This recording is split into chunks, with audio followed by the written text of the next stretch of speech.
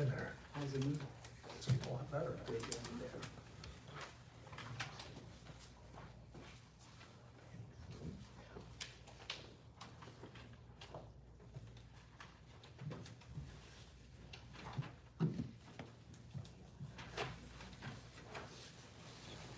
Yeah, no, when we get to the next level of tech outside of mics and, you know, a different camera, we'll probably have some background music.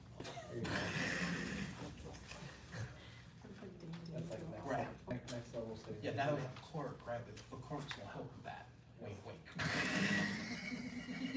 First order of business. I promise you it isn't.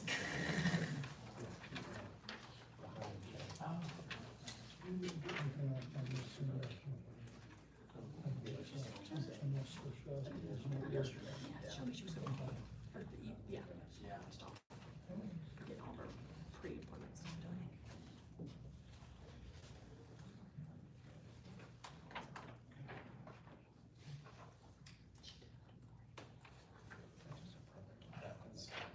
perfect. This one? Yeah, look, this is just together. It's the same card.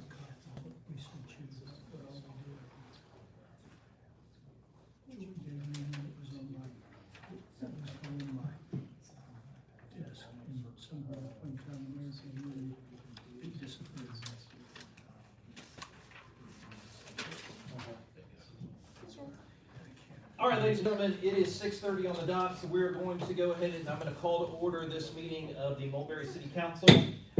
All right, if you could, if you're able, we're going to start with an invocation and the Pledge of Allegiance. So please stand with your hand.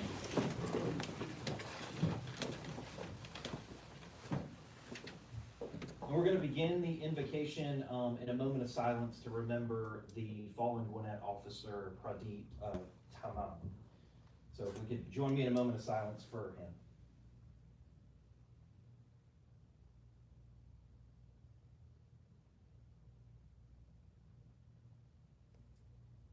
Dear Heavenly Father, thank you for this group of people you brought here together today. Thank you for this council.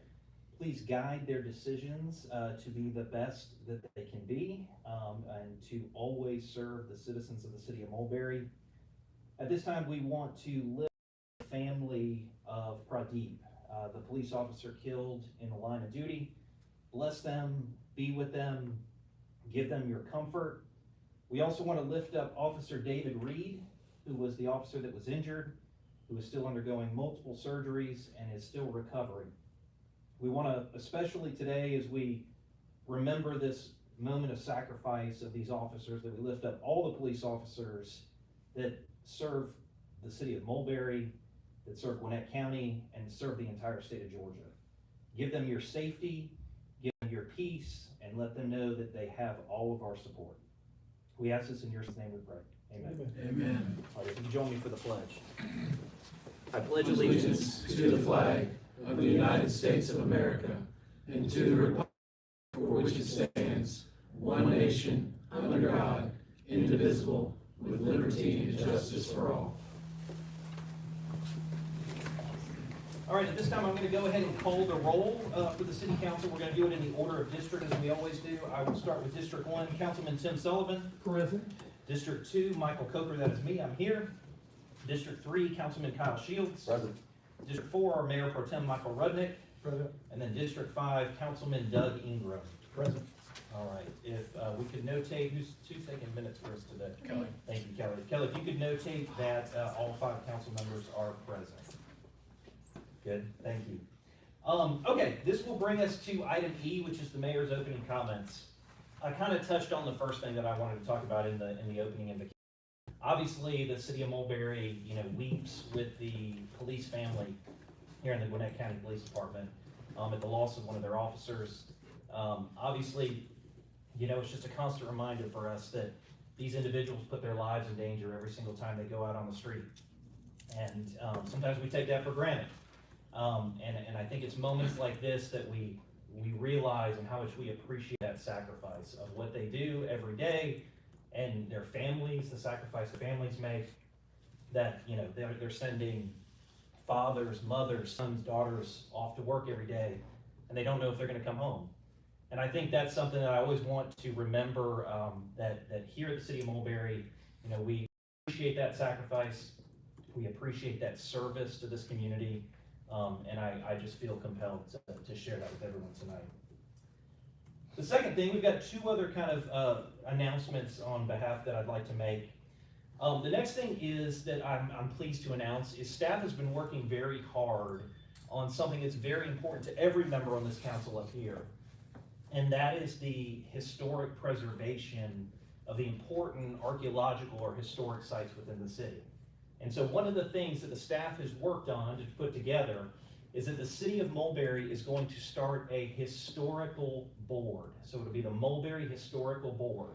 And this will be an organization that will make recommendations to the council if there's a piece of property that has some unique historical significance or unique archaeological significance.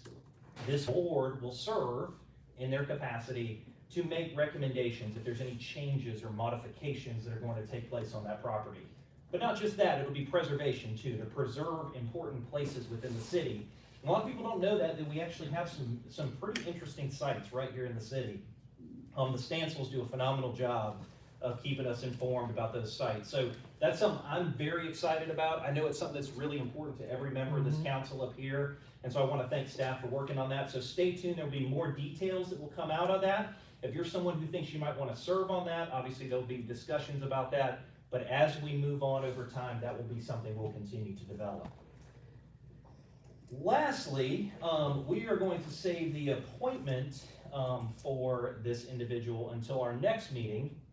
But we want to introduce somebody really special who's here with us tonight. We have Naomi Brown. If you could stand up or give us a wave, Naomi.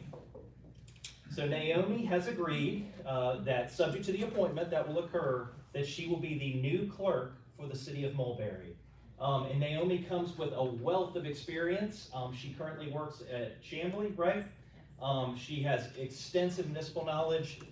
She's worked at Sugar Hill. And so she will be a tremendous asset for the city. So if you come to our next meeting, we'll discuss the appointment, the council will formally vote, but I wanted to go ahead and introduce her tonight so that everybody can get to know her and meet her, and we're very excited to have her come on board, okay? All right, that is all I have for the mayor's opening comments under item E. That'll move us to action item F, which is the council's opening comments. Would any of the council like to make an opening comment? For District 3, Jeff Brimson back here, raise your hand, Jeff. I'm kind of putting you on the spot a little bit, but if you wouldn't mind just kind of standing up and telling us about the Community Awareness Committee in Hamilton Mill and what you guys do for the city and Hamilton Mill, Greater Hamilton Mill. We have a committee, it's called the Community Awareness Committee. And basically our responsibility is to monitor what goes on around Hamilton Mill and advise citizens in Hamilton Mill of any changes or anything of interest that would be to the citizens of Hamilton Mill. Also, we're dealing with some traffic issues within Hamilton Mill, basically on Hog Mountain, and we're also very concerned about what they're going to do with 24 and Hamilton Mill Road. So, and you attended that meeting yesterday? That's correct, yeah. I just let everybody know I attended a meeting for Georgia Department of Transportation in regard to the large project that's going to happen with 124 and Hamilton Mill Parkway area, along with our city manager there. So we got some good updates, and we can share those later on with you. But we don't have any dates, it's TBD still, but we did make some good headway with potentially adding something that would really help alleviate the traffic off of Hamilton Mill Parkway going across 124, making it so you don't have to sit through multiple lights or make that right-hand turn and cut across. So if anybody's ever done that, you probably know what I'm talking about. So it's all good stuff. Briefly, did the DOT agree to that? I can cover part of that. Okay. Remind me, say your name one more time. I'm sorry. Your name? Jeff Bermanson. Robinson, thank you. All right, would any other council members like to make an opening statement? I would just echo what you said, Mayor, about our appreciation for law enforcement and in times like these with the recent death. We certainly appreciate their contribution, and we're very excited about our marshal's office, and we appreciate y'all and law enforcement professionals everywhere sometimes have a thankless job, and it's times like these that we recognize it, so we appreciate y'all. Absolutely. Anyone else? All right, hearing none, I'll go ahead and move on. That will bring us to item G on tonight's agenda, which is the city manager's opening comments.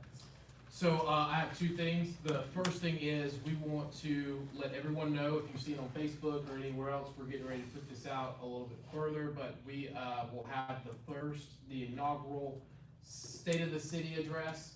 The counties usually do this, and some cities do this, but March 13th, 1 p.m. at Hamilton Mill United Methodist Church, we will have the public. We invite everyone to come out and hear kind of a similar update to what you all will be seeing tonight, as far as, where the status of the city is, the health of the city, and, all the progress that we've done in a short amount of time. The other comment that I want to mention is really say thank you to, all council, but Kyle Shields, especially District 3, we met, like he had said, with GDOT, and they're very open to the ideas that we have shared with them. And this is something that we all feel could help alleviate traffic very quickly. And so you'll be hearing that in the next couple of weeks of, about a potential project that will be moving forward to kind of help along with the timing of what the GDOT project is. All right, thank you, city manager. That will bring us to action item F, consideration of tonight's meeting agenda. Has the council reviewed the agenda, and is there any changes or additions to tonight's agenda?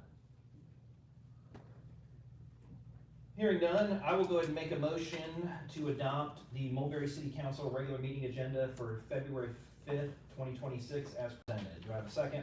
Second. Thank you, Councilman Sullivan. Any discussion? Hearing none, I'll call a vote. All in favor? All opposed? All right, by a vote of 5, the meeting agenda for this evening is hereby adopted. The next item is action item I, consideration of the January 15th, 2025 meeting minutes. Same question, has the council had sufficient time to review that, and are there any changes to the proposed minutes for January 15th, 2026?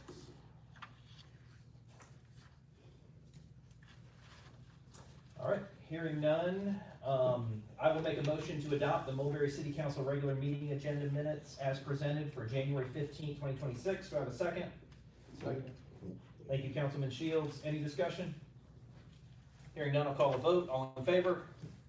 All opposed? All right, by a vote of 5, the Mulberry City Council regular meeting minutes from January the 15th, 2026 are hereby adopted.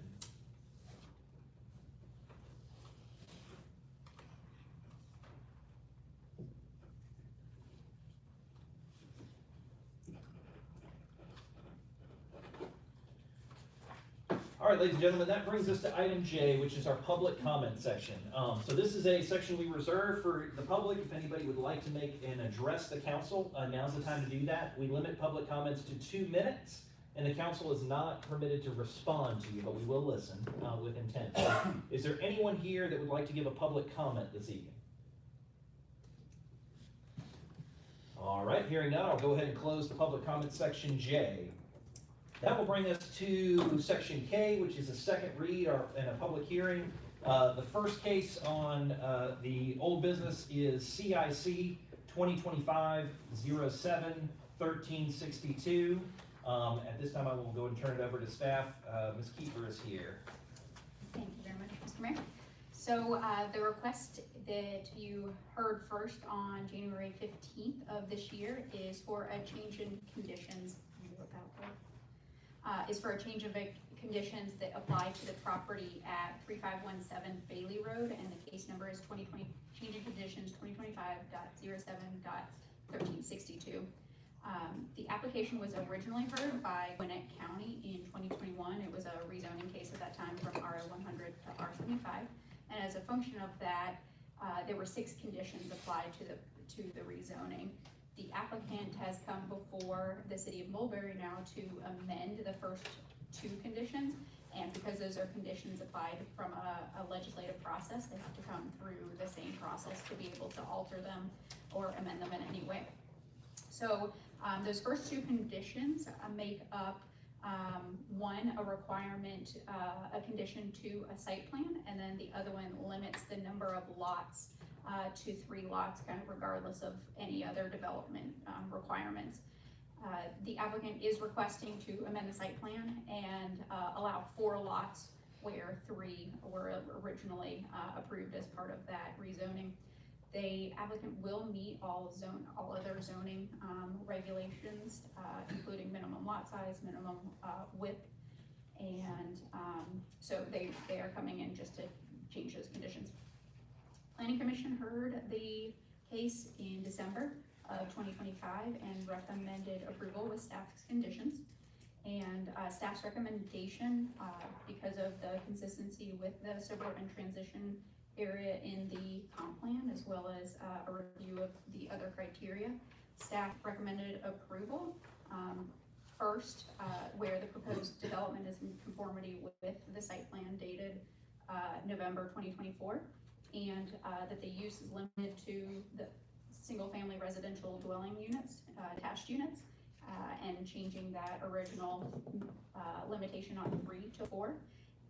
And then requiring that the remaining conditions remain in effect, and those entail anything from a minimum house size of 2,800 square feet, requirement for 2-car garage, that there be sod for any grassed areas, and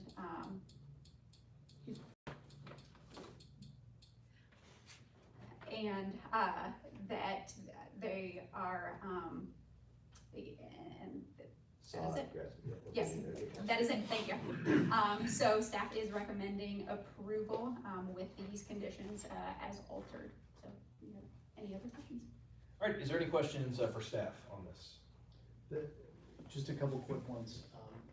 This structure that's on there right now stays?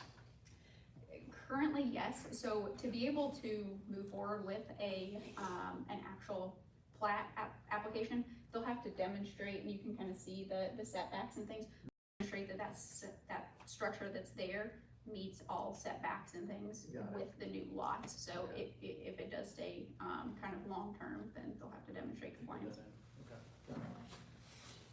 Any other questions for staff?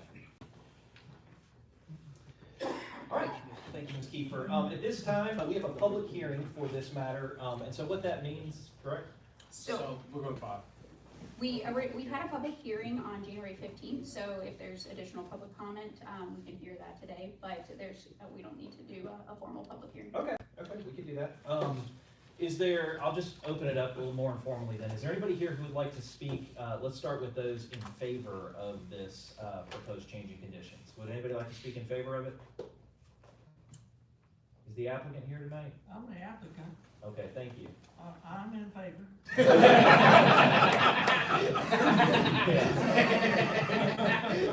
Ms. Skilling, well said. Couldn't have said it better myself. All right. Is there anyone here that would like to speak in opposition of this application for changing conditions? All right, hearing none, then I will go ahead and just close the public comment section, which would mean that it would be time for us to entertain a motion on this one.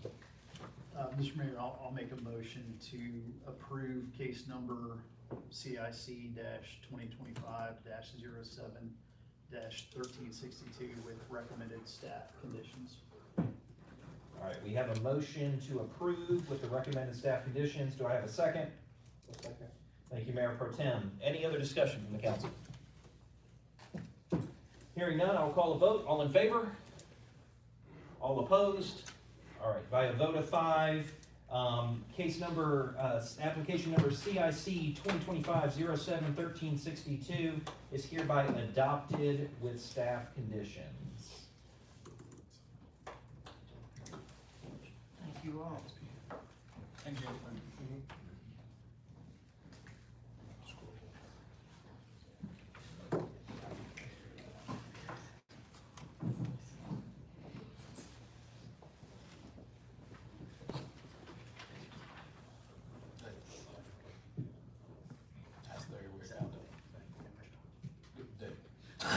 All right, moving right along. That brings us to action item L, part 1. The first is an IXP master plan update and presentation. I'll turn it over to the city manager for this. Yeah, I'm gonna start off and then we're gonna turn it over to IXP, and forgive Larry for putting that photo up there of me. But just to kind of catch y'all up, if y'all remember when we were in the old building, we had approved for IXP to kind of put a master plan together to start working on some, communication, technology, and infrastructure for our marshal's office, and seeing what that looks like. So this is kind of a catch up. We've gone through multiple rounds of working with them to figure out what will work best for the city, for just having this ability for our marshal's office to expand, and they're here to present that to us. So I'm going to turn it over to Larry and his team, and we'll go from there.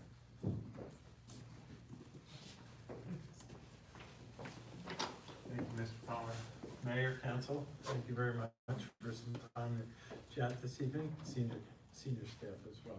I'm Larry Consambos. I'm the President and Chief Operating Officer of IXP Corporation. Just a quick background on us. We are a public safety company. You'll see I'll introduce my team in the back, but this team represents senior law enforcement, fire, emergency communication, senior executives who've been in the business for a long time. So let me introduce, starting with Harry Marshall, Paul Heaton, Kelly Demon, and Kevin Kearns.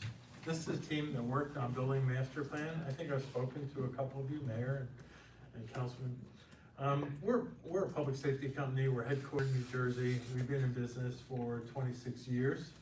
Our model is really to develop and enhance public safety emergency communications.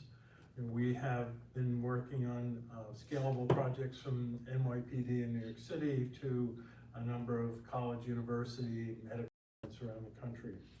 So we believe that we're big enough, small enough, and that we could help the city of Mulberry evolve a public safety emergency communication strategy to serve the public and serve the public safety departments of the city of Mulberry, over a period of time. So you can read all this. It's pretty straightforward. I try and minimize the commercial. But the reality of what we did here was we built a master plan so that we could have a scalable, sustainable, affordable solution for the city as the city grows and as the city evolves its public safety services and other city services that can take advantage of an emergency or a non-emergency communications center. So one of our biggest clients is here in the metropolitan Atlanta area. We run the Chatcom Communications Center, which services 4 communities in 2 separate counties, DeKalb and Fulton, with customers Sandy Springs, Johns Creek, Dunwoody, and Brookhaven. And now we're adding to that in a separate operation, the 23 colleges of the technical college system of the state of Georgia. So that's all we do. It's what we're focused on, and we bring that law enforcement technical and operational experience to every project that we do. So I'm going to introduce Kevin Kearns. Kevin was the lead on this. Kevin is our representative of the fire service. So Kevin will walk through the project plan, and then we'll all be here for any questions you might have. Thank you.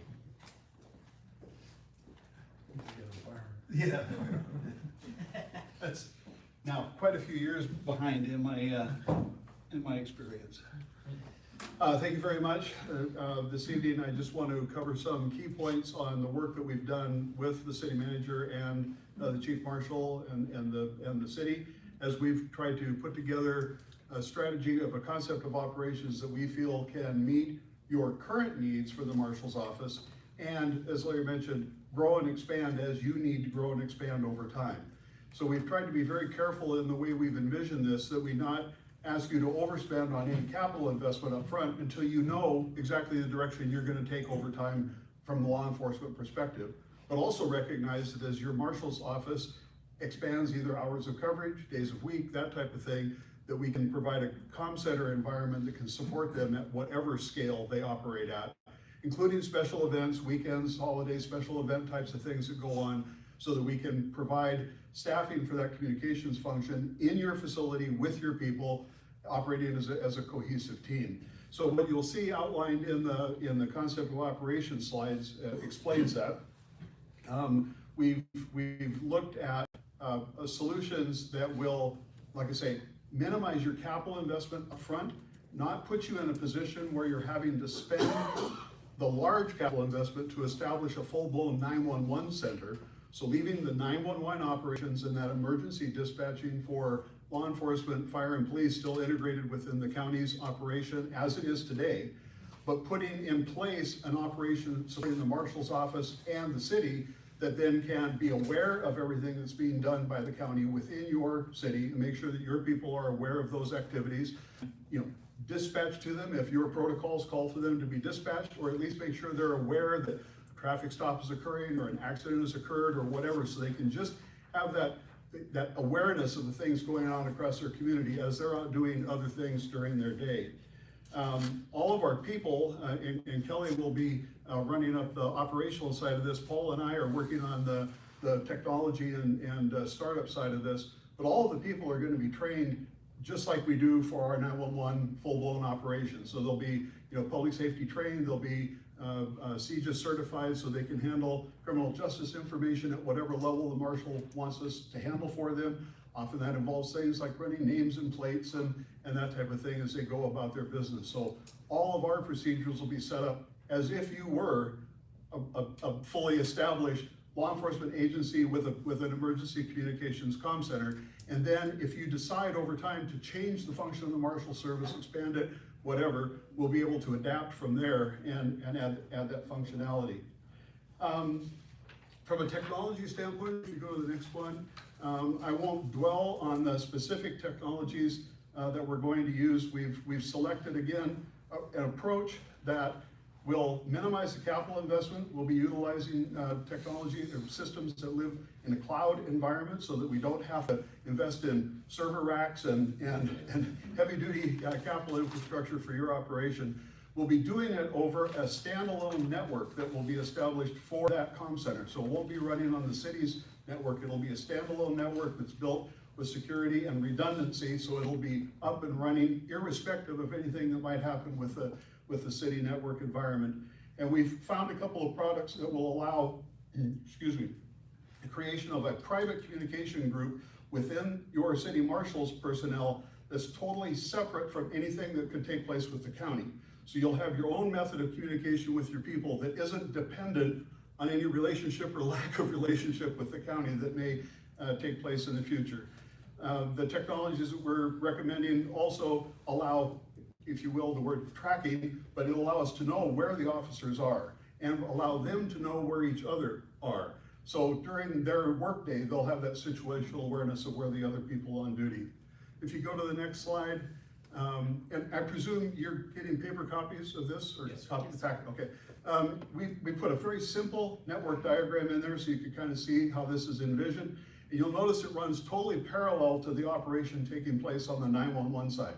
So while public telephone calls to 911 will still be routed through and handled by Gwinnett County call receivers and dispatchers and dispatching police, fire, and EMS, you'll have this parallel operation going on for your designated 10-digit number or numbers, whichever numbers you want us to cover from the center if it's beyond the marshal service, and the ability for your dispatch position to handle that within your own systems while still monitoring what's going on in Gwinnett County and being able to notify your people of what's taking place in the field.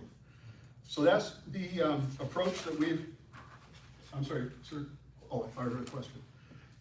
If you go to the next slide, I think Larry mentioned this a little bit, but one of the things that we make sure that we always try to accomplish with every client is that we have a well understood governance model for how the comm center is going to operate. We all come from this business. That doesn't mean we know everything. We always tailor these operations so they fit with what the client needs. So we're working closely with your chief marshal and the staff to come up with the operational procedures for the comm center that hand in glove fit with how that operation needs to run. We establish our operations to support that. We establish technologies that accomplish that. We do it within a facility that's sound and competent, but only competent to the level that it needs to be given the needs of the customer. So we think we've come up with a really good solution for you that can be a solid foundation for whatever you decide to do in the future. And I'll answer any questions. Any questions from the council? Yeah, a couple of quick ones. Who's your cloud vendor? Pardon? Who's your cloud vendor? do you use? There'll be actually three different systems that we'll be using. And Paul, if I say anything wrong, jump right in. But we're using AT&T for the cloud-based telephones, the 10-digit telephone solution. We'll be using a company called Rapid SOS and a product that they have that's called I Am Responding. That's the unit tracking and dispatch software, incident tracking software. Could call it computer-aided dispatch, but it's not quite that heavy a piece of software because we're trying to keep your investment as low as possible. And for the voice communication, it'll be a technology called ES Chat. And it's a cloud-based service that's actually been now, just in the last few months, certified for federal agency use as well. So there are federal agencies using it as one of their primary means of communications. One of the things that we like about ES Chat is that for starters, it operates over any one of the public switch telephone cellular networks that are out there, or multiples of them. It doesn't require an infrastructure, so it doesn't require you to build towers and transmitter sites and all of that of your own. And it doesn't force you into having to get into agreements with other tower owners and that type of thing at this point to build your own system. It stands alone, but it can be integrated to those systems, and I use systems intentionally because it can be integrated to multiple fixed communication systems. So in the future, you could tie it in to the county system or neighboring jurisdictions and provide interoperability across those functions. So we're seeing this product being used a lot in organizations your size, all over the country. So it's been very successful. Yeah, I'm in technology, so that's why Okay. the question. So it's not AWS or Google Cloud, it's private cloud for the companies? So ES Chat runs in a separate government cloud that they operate. I don't know who their core hosting service is with, and I believe the other one is in the AWS Gov Cloud. I'm almost certain on that. Yeah, okay, yeah, my company is too, we use AWS. Second thing, I have a background of software implementations and stuff in a prior life, and I know many times we've had installing an ERP system and you bring it into a company and the company goes, well, that's not how we work. Correct. We do blah, blah, blah, blah. I understand you want to work hand in glove, but you will, if we want to do something that isn't the best, you will speak up and say, no.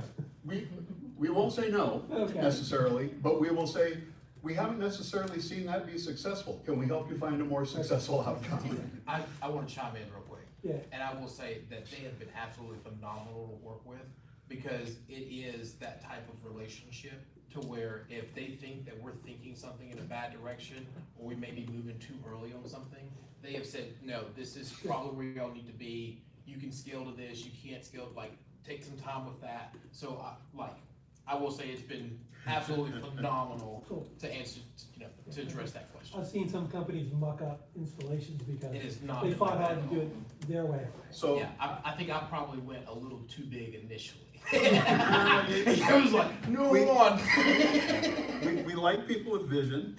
We just help you tailor. Yeah. I've been with IXP for 20 years now. Prior to this, I was IT director for a large county out in the Northwest.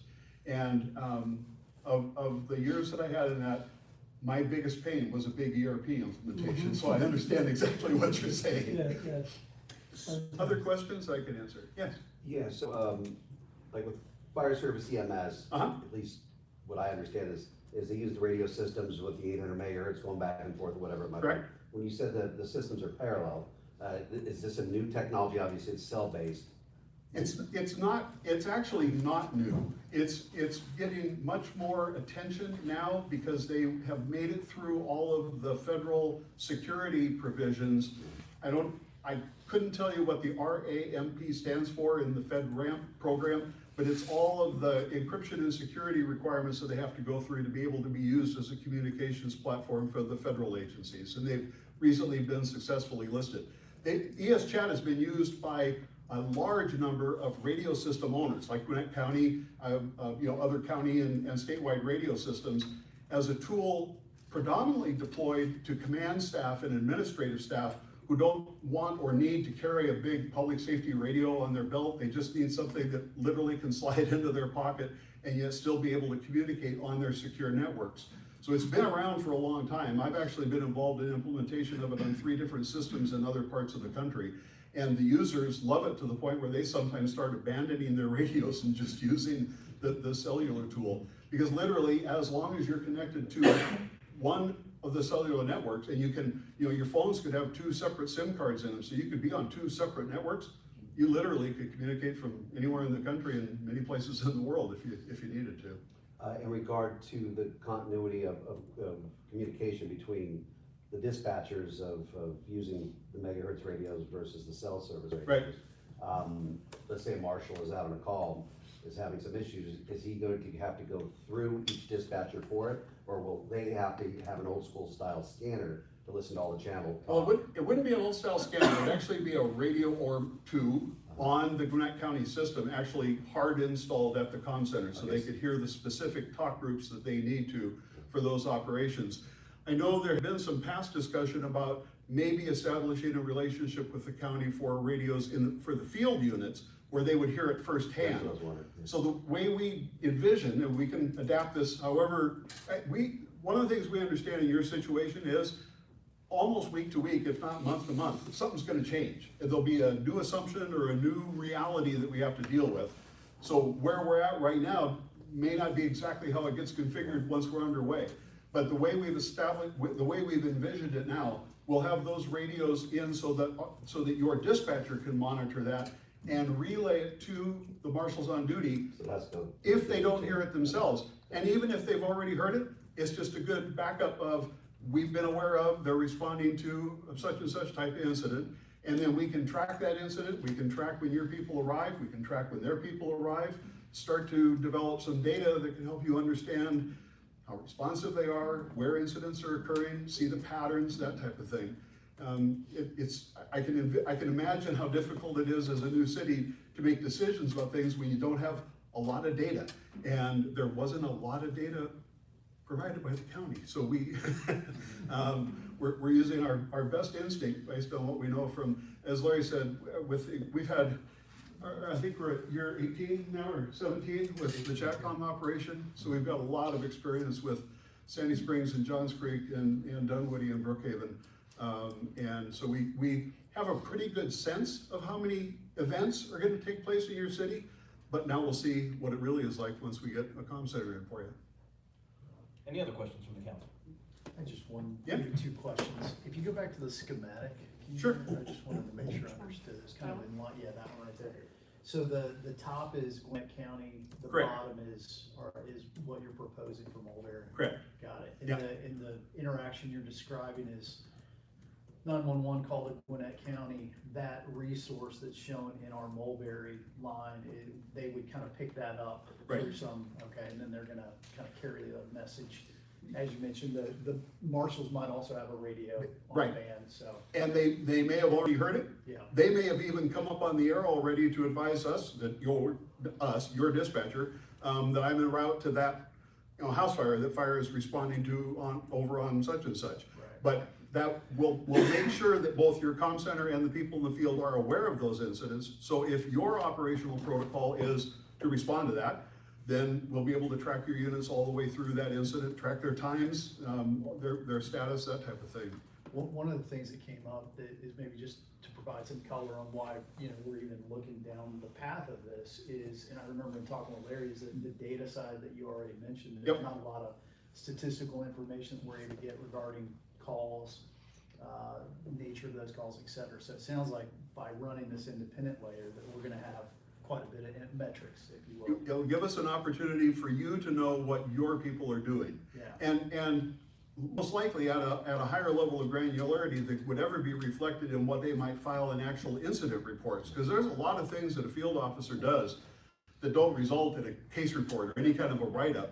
And it'd be good to know how much activity is going on out there in support of the community. And our experience has been, when you track that stuff at the comm center level, people go, oh, I didn't realize we did that many of those things, whatever that was, so.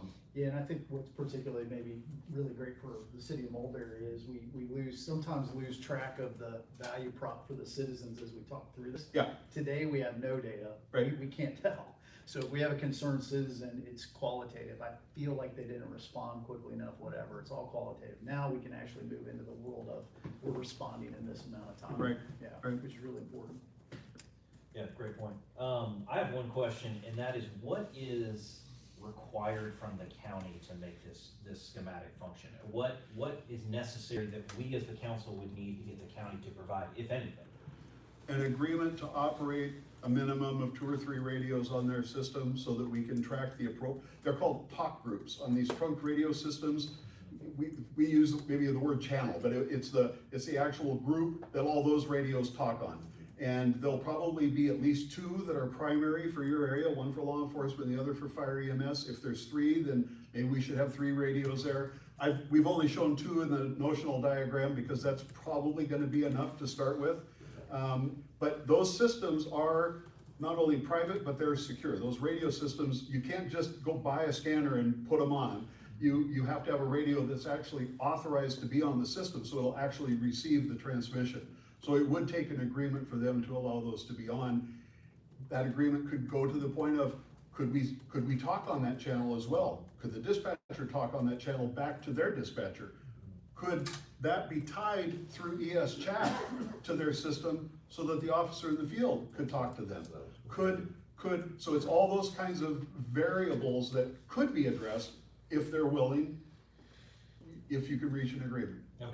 But it doesn't, we set it up this way to start with, because if you can't reach that kind of an agreement, it doesn't mean you can't go forward and establish your own comm center. Okay, I appreciate that. And you don't have to go out and license frequencies and build towers or anything like that. Sure. Any other questions from the council? All right, well, we appreciate y'all being here. Thank you very much. All right, that was the IXP presentation on LA. That's gonna move us to LB, which is the departmental reports and end of the year updates. I'm gonna turn it over to the city manager for this one. 2 seconds, guys.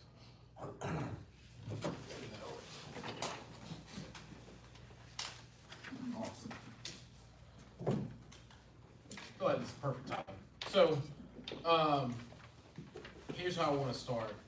I will say that we have started collecting a lot of data, and I think data is really what drives everything that we do. All right. Probably the best relationship that we have right now, as far as with different departments inside of the county, is with the Gwinnett Police Department, and and the Sheriff's Department. We're starting to build that relationship too.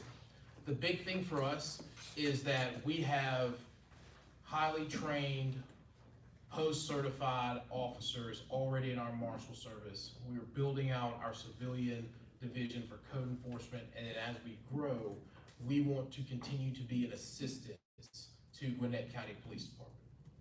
How we do that while still having our own network is through IXP.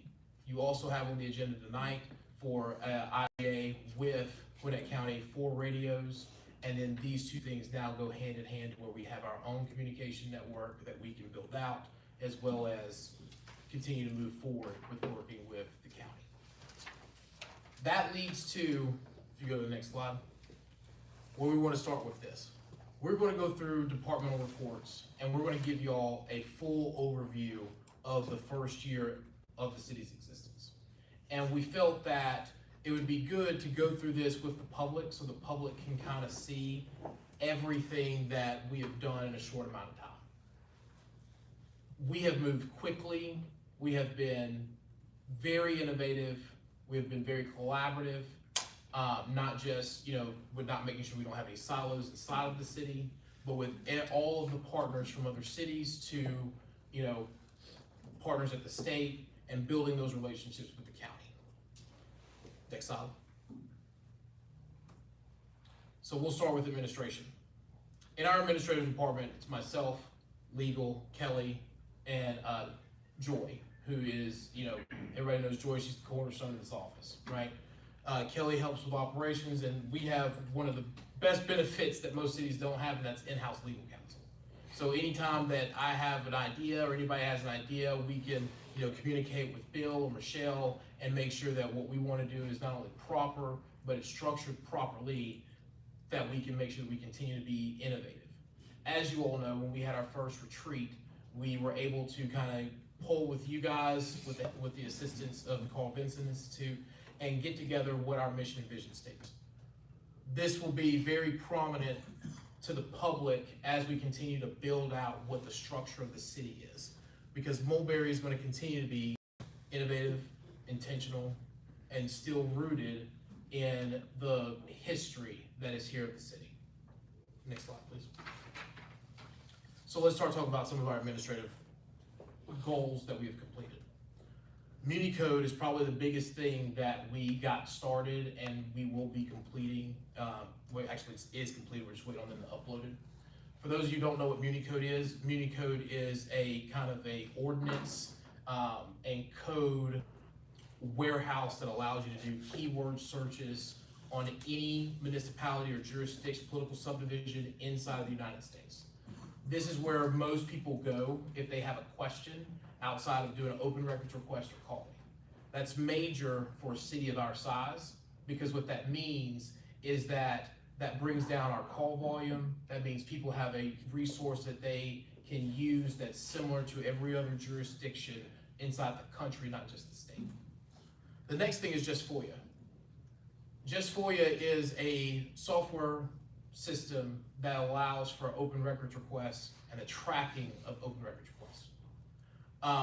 This is big because, as you can see down here a little bit further on, we've completed 59 open records requests in FY25, calendar year 25. And that in itself, the way that we had it set up before, it is mainly us going in, getting it through an email address, going through, figuring it out. We can now go through the software, assign it based upon what it is, and then we'll have a coordinator who can kind of help assist with making sure that it's completed properly. We've completed 59 of them properly, but a little bit more structured to where we can actually have everything out with more than a reasonable time frame. We set up 2 offices. We had the first office we set up, and then we were able to kind of come in, move in here, get it up and running, and we did not miss a beat when it came to how we were operating, issuing permits. Developer 3 times, 1 time at the old office, 1 time here, or twice here, and they said every time we've met with y'all, we see you growing. It went from being around similar to the table that you're sitting at right now in a large room to then we were at a conference table. Then we were at a conference table with chairs. And so that is a major milestone. We've also got a website up and running, got a web app up and running to where it's a little bit more interactive.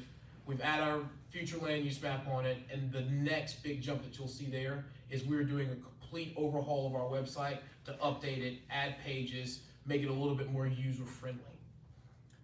The big thing that I want to explain, and this right here is kudos to our team as a whole, because the majority of this comes through our planning staff as well as through Joy, who's up front. We had 12,000 calls.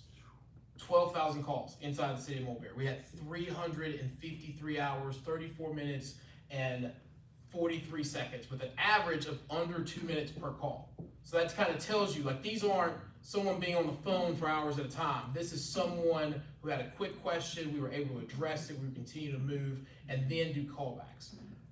We'll show how we track that a little bit earlier. This is why we use our phone system of GoTo, because GoTo can kind of track that, and this is the call volume and we estimated this because you'll see 11,000 or so, but we didn't bring in GoTo till March. So there's 2 months of calls from the time that the city opened its doors that were not captured through our system. We had 8 ribbon cuttings. I talked about the open records request, 33 council meetings, 7 court hearings, 9 planning commission meetings, 3 ZBA meetings, and all of that was done with a 6-month moratorium from the time that we started. We had a total of 205 help desk tickets with IT, and what that basically means is if we had a technology issue that needed to be addressed, we had a phishing system that needed to be addressed, and out of those 205, we had 98% completion rate. Those 3 things that are out there are still phishing attempts, and our IT service is working 24/7 to make sure that those things are addressed. We had, again, the retreat. We created the city seal that you can see here. And if you see the little black things up top, those are our camera systems. We had that installed. We can now monitor this space 24/7 in case something happens. We open up the marshal's office. Marshal's office has the same kind of system that we do here.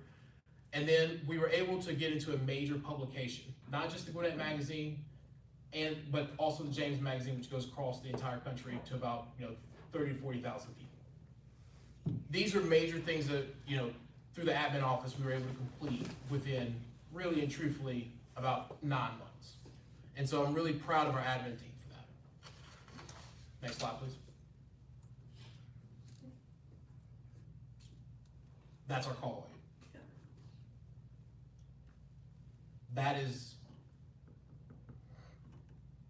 I'm really proud of the team. Because that right there shows the dedication that all of our staff put in, and we are literally a third of the size of the staff for a city our size. One thing that I didn't highlight on the last slide was that usually it takes 2 years to get your certified population data from the Census Bureau. We got that in a year. We were able to certify that there are 39,000 and some change people here, right around 40,000 people within inside the city. That puts us in the top 25 of cities by population in the entire state. And we're seeing the volume levels that they are from community development, from phone calls, and still doing it at a third or less than their size. Next slide, please. I just wanted to kind of show a little bit of our activity, since IT will be the only department that you won't hear from today, from our IT department. So variety of calls was 32. Our largest was, just for account access and managing those licenses and figuring out, how many licenses do we need. And Tim can tell you, one of the craziest things about IT that I've learned is you never know what you need until kind of something breaks. And so it's now managing out, I didn't know that we needed to buy blocks of IP addresses, right?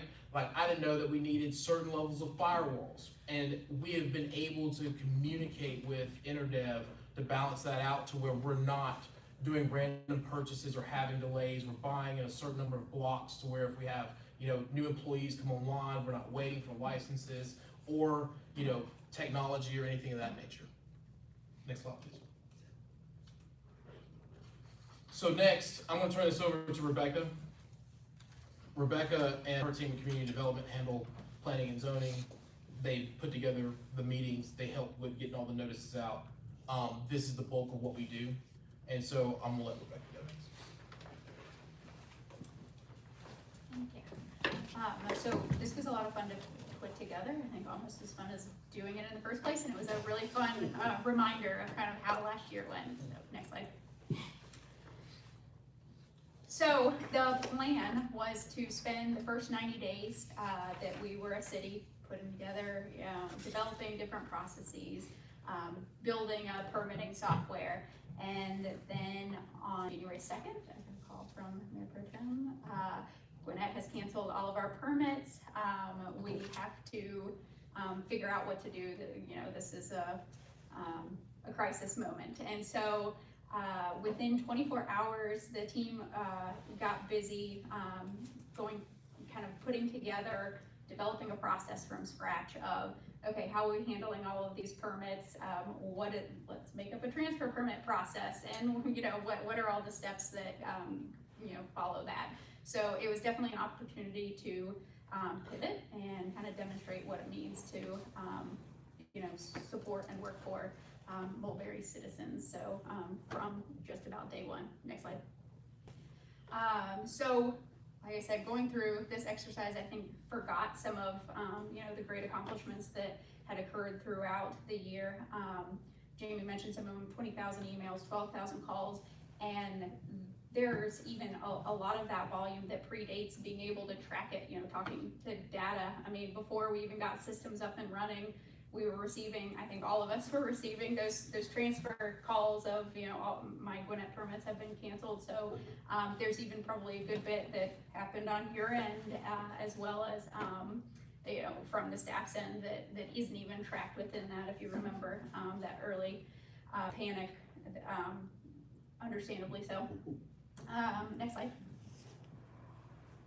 So digging into the numbers a little bit, almost 6,000 inspections, and just so that you understand that number a little bit, we also do combination inspections. So even if some of our peer communities have, individual MEP inspections, those are tracked as a single inspection within that number. So it could be higher even as we benchmark against our peers. Issued over 2,000 permits and conducted about 1,300 plan reviews. By comparison to just a couple of peers, City of Woodstock, about 35,000 people, 13 square miles, about 2,300 permits that they did. City of Chamblee, 35,000 people, 8 square miles, about 1,500 permits. So this is on the scale of very mature cities. Next slide. So looking at the permit data, that 1,700 permits, 2,000 permits, we've got 362 permits that were those transfer permits. So those were the, at some level, we've got a permit somewhere in the process, and it was all canceled on day 2. So with that, we had to develop the process, understand what are we going to verify, what do we do with the files, what kind of files are we getting from them, we also had, for every kind of rule and standard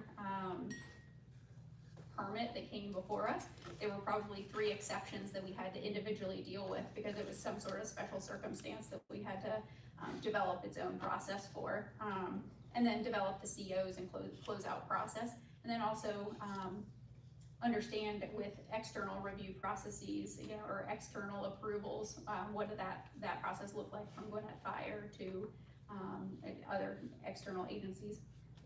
And then we had an additional 1,600 new permits in addition to that we processed through the permitting portal. Next slide. So with that, and you can just click through, there are a bunch of check marks. So with, Jamie had talked about the boards that we kind of onboarded, the volunteer board. So that was with the Planning Commission and the Zoning Board of Appeals to, be able to start processing those kinds of applications. But to be able to onboard those team members, there's emails that had to be produced from InterDev, different communications protocols, kind of develop a meeting cadence, rules and procedures, and a schedule to be able to confirm that we're meeting all of our required advertising deadlines and processing the applications appropriately. We also, for those boards, developed trainings to help them understand what their role is, their authority, and what kind of duties they were appointed to perform. And then developed an application process and all the supporting materials that went into that. The Unified Development Ordinance, prior to incorporation, we started making some amendments. Some of those we had talked from a policy perspective, some initial adjustments that we had some variations that we wanted to do from the get-go from the Gwinnett ordinance. And so those were put into place, as well as we reviewed it for compliance with state and federal laws. So those amendments were put into place even at incorporation, and we had the kind of 3-tiered adoption process there right in the first couple of months. Over the year, we kind of identified some additional deficiencies, and those might have been in process. They might have been inconsistencies that we found throughout, or even kind of policies from the departures from policies that were within the ordinance that we wanted to change. And so those came through in the short-term rental ordinance, build to rent, architectural standards, the PUD ordinance, and then even some of the lot sizes and other district adjustments that we made related to some of the comp plan amendments that we did. So that brings up our interim comprehensive plan, which is, for the public, is a policy guiding document that helps us decide, helps us guide decisions for rezonings and special land use permits.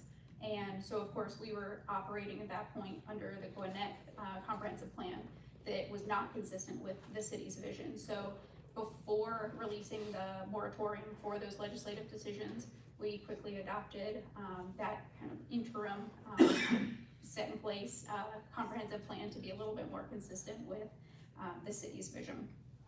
And then lastly, the moratoria adjustments. So where I indicated in the first 90 days, we were gonna set all those processes in place and then lift the moratorium all at once. We ended up doing kind of a phased approach to lifting the moratorium on development as we were able to kind of build the plane while flying it and develop, sometimes with less than 2 weeks in between, starting the process, building out the process in the permitting system, and then releasing the moratorium.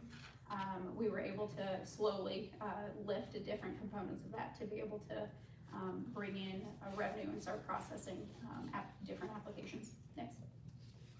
So also we implemented the third-party plan review process that's required by state law. So we put some mechanics in place for that and did some ordinance amendments in the building code. Also, we added a non-combustible materials requirement that also required coordination with Department of Community Affairs. And within the first 90 days had our local issuing authority issued. So again, for the public, since it's been so long since we talked about this in a public meeting, plans have to go that are conducting disturbance without an LIA have to go before GSWCC, Georgia Soil and Water Conservation Commission, to be able to receive a permit for the purposes of erosion control. Now that we have our LIA, plans that are disturbing less than an acre can be reviewed in-house. And then also what that does is set us up to be able to get an MOA, and this is fresh news. In January, the Gwinnett Extension approved us for the MOA, and so we're waiting on kind of next steps and a potential meeting probably in March. But what the high-level next steps are is there's going to be a concurrent review process for a couple of months where we review it with GSWCC. They confirm, compliance, that they approve of our process and how we're regulating, and then they release us to do that. So we just got approval to kind of begin that concurrent review process just last month. And next slide. Oh, and really quickly, I will talk about the 14 application types. So there are 14 different processes when you go into our permit portal. The work that goes into developing those, not only do we have to create the process in the first place, and kind of put the permitting software, but the work that goes into creating that process is, what are the application requirements? What are the communication protocols as far as going back and forth during that process? What's the review workflow? What reviewers have to see what types of applications? Same with the inspection process. Who has to inspect it? What inspections are necessary? And then what are the different closeout requirements? Next slide. Oh, no, sorry, stay on this one. So just a quick financial snapshot. I think some early news that some of the revenues, like the franchise fees and things, required yet another pivot where we wanted to expedite the occupational tax certificate to have some revenue flowing in early on. So that, looking back, was a little bit of a surprise, of a reminder that within about 30 days is when we initiated that occupational tax. So we were issuing licenses this time last year to start and generate the city's very first revenue. We developed the ordinance for the hotel motel tax that is an eventual revenue, as well as made some adjustments and amendments to the fee schedule to kind of respond to different comments and feedback we were getting as a result. Next slide. So wanted to look into 2026 a little bit, and this is constantly evolving as while the kind of immediate, we are not necessarily building the plane anymore, there's still things moving very quickly. So lots more to add to this as we continue to expand our 2026 goals. But definitely SOP refinements, building those systems very quickly. Now we're going back through and refining and really tweaking those different processes. increased erosion control, we'll be getting additional support from a coordinator standpoint to process those applications even more quickly. And something we're starting this year is quarterly text amendments. So all those text amendments happen kind of a little bit one-off, some of them grouped in some way. So to be more systematic about it now moving forward, provided there's not, an emergency that we want to initiate more quickly, but we're kind of collecting a lot of those different amendments and more methodically bringing them forward, to not bog down your agendas and whatnot. Q2, additional board training and cross-training of the team, as well as we're developing an occupational tax week program. Not only is that kind of on the ground, kind of go out and meet with businesses, but also using systems like CoStar and Business Analyst Online to be able to identify additional businesses for occupational tax revenues. Q3 is, we will have been working on it for the entirety of the year, but getting closer to adoption of the city's very first of our very own comprehensive plan. And then Q4 gearing up for a full UDO rewrite that will implement that comprehensive plan and be, have lots of new policies and regulations as a result. Next slide. All right, so with this, just kind of in closing, a very deep thank you, not only to my team and the colleagues at the city. It's taken a village. It's an incredible team, and we're very honored to work for you all, as well as the citizens of Mulberry and the appointed board. So it's really an honor to be here. As things kind of move forward and we're continuing to refine, it's a very complex and complicated department, and so things function really well, but there are also imperfections and room for improvement. So appreciate working with you and continuing to improve and evolve, and thank you. That's 2025. Jamie, before you move on, can I say one thing? Yeah. I want to say to Rebecca, when the city was first founded and the permits were canceled, I was getting at least hundreds, maybe, of emails and calls, and every one of them, I had a form, it was a copy and paste, it said, call Rebecca Kiefer, call Rebecca Kiefer, call Rebecca Kiefer. And I don't think she slept in the first 2 or 3 months. And I'll tell you one story. We had a family that's house burned down, and they were in the process of rebuilding. They were living in a family of 5 or 6 people. I don't even know if you remember this.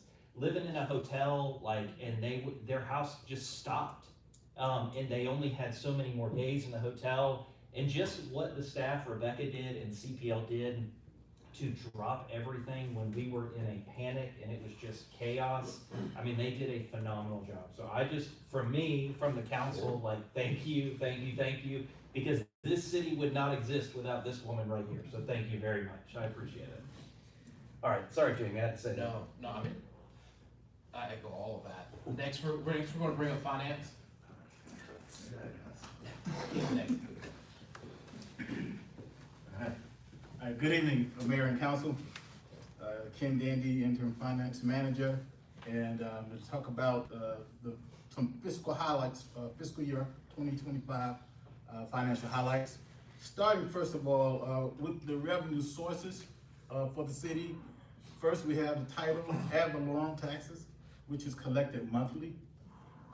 Next, we have building permits, which is also collected monthly as commercial and residential. Business licenses, which is collected annually. You heard a great report from CPL, and as well as alcohol licenses that's collected annually. Excise taxes are collected monthly for mixed drinks and pour permits, pour alcohol permits. Then we have financial institution fees, which is collected annually as well from based on the gross receipts of the financial institutions located in the city of Mulberry. Franchise fees for utility companies and cable companies, they pay us quarterly, if I'm not mistaken. And then interest income, of course, we collect that monthly based on the savings that we have in our savings accounts, okay? Now, I put one more on there. Unfortunately, we couldn't get that in fiscal year 2025, but it came like not too long afterwards, and that's the insurance premium that's collected from the insurance commissioner's office, and it came in like October of 2025. So we're looking forward to that again next October. But also, just a note there, we collected actually 1.3 million more than what we expected. Yeah, so that was a great surprise. Payments in lieu of taxes from Gwinnett County, that was a payment that we received from Gwinnett County. They didn't really give us much detail on it as far as what it was for. Here you go. This is your money and it's yours. So 373K that we received there. And so for fiscal year 2025, the revenue is $3,404,490. Expenditures of $2,176,269, and the fund balance is $1,228,221. Next slide, please. Thank you. And speaking of, you can kind of see how the revenues are tracking. The title ad valorem taxes is obviously the largest generating revenue source for the city. We collected 1.2 million there, all right, for this fiscal year. And for building permits, it's a little over a million, 1,078,000 for that. Business licenses, 511,000 or 512K for that. I already told you about the business in lieu of tax, payment in lieu of taxes there. Franchise fees, we collected that in about the amount of 127K just from Comcast. Basically, we're trying to get we're waiting some more franchise fees to come through there. Some utility companies we're waiting there to get for in fiscal year 2026. And financial fees, financial institution fees from Truist Bank, Synovus, and Bank of America. And this was 2025, mind you. We'll see more coming in 2026 as some of them had paid their 2025 taxes or fees to Gwinnett County. So we expect to see that in 2026. And let me just go to the next slide. Those are the major contributors of revenue there. As far as expenditures, well, the largest expenditure that you see here, I have them grouped into four categories. Planning and permitting, that's the largest effort. You heard why last presentation that they're really working hard to get our permits in and licenses collected. So next up would be technical services such as accounting, legal, IT, all of those types of services. That's at 32% of the expenditures, and the other expenditures and city personnel expenditures are both 7% each. Okay, to the right, I'll start with that first. Basically, we're showing there that we have a fund balance of 1,228,222. We have expenditures of 2.1 million there.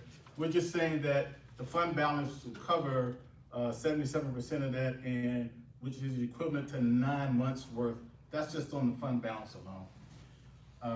I did another exercise here just on cash balance actually, and I'll make sure I include that next time around. But we had cash of 1.3 million, which is almost all of the assets that you see up there. And then if I did the cash on hand, days cash on hand formula, based on that formula, you divide the assets by the amount of expenditures divided by 365, and that gives us 219 days basically of cash that we have on hand as of fiscal year 2025, which is about 7 months worth. So, you know, for you personally, you probably like to set aside 6 months at least. So we're above that as a city in covering that cash-wise for fiscal year 2025. And where we are now, on the left side there where it says cash balances. We have a total of about 5 million right now that's sitting in our, not just sitting, some of it's actually earning, such as we have a savings account with 502,000 in it. We're getting a pretty good yield on that, as well as a tree bank fund account as well. That's also interest bearing. And then of course, 4.3 in operating, and that's also interest bearing. So that's your $5 million right there that we have, of which we're talking about or planning to at least invest 250,000 of that into the Georgia Fund 1 account that we set up recently. That's all I have. Awesome, thank you. Thank you.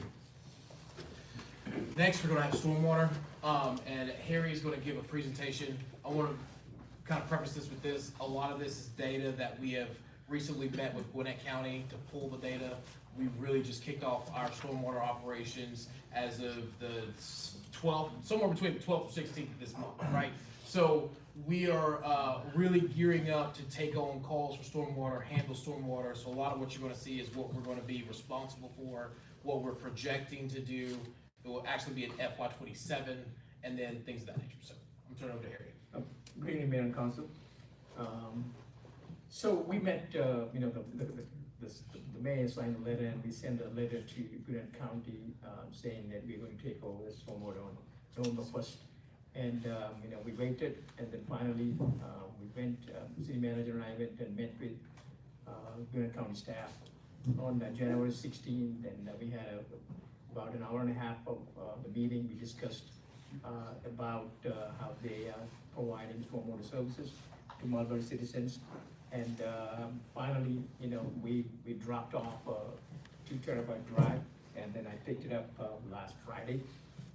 And then so we have all this stormwater data now. That includes all the inspections and stormwater assets, the stormwater, the revenue, tax bill.